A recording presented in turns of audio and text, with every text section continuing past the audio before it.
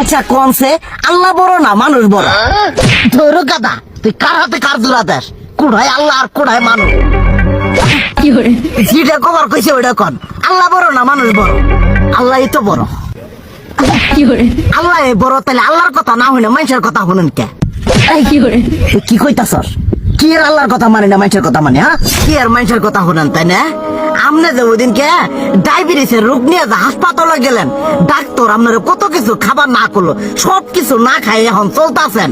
তাহলে আল্লাহ যে আপনারে কইছে যে হারাম খাবার না, সুদ খাবার না, কই আপনি তো কাম কাজ বাদ দিয়ে এলাকার মধ্যে টাকা পয়সা না গায়ে খালি ওইলে দিয়েই খান, নিজেরা টিয়াও হালাল ভাবে কামাই করেন না।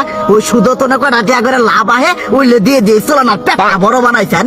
শুনেন একটা কথা কই, হারামের কোনোদিন আরাম নাই।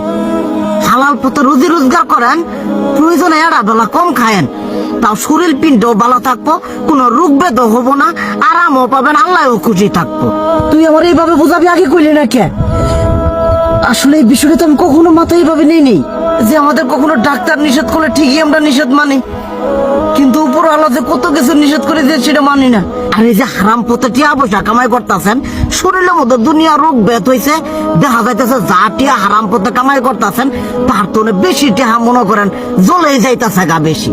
আজকের পর থেকে আমি আর এই হারাম সুদ খামো না, আমি হালাল পথে চলবো, হালাল টাকা পয়সা ইনকাম করবো। এতে করে যদি একবেলা কমও খাইতে হয় তবুও খামো, তবু আমি আর এই হারাম পথে চলবো না। আচ্ছা ঠিক আছে।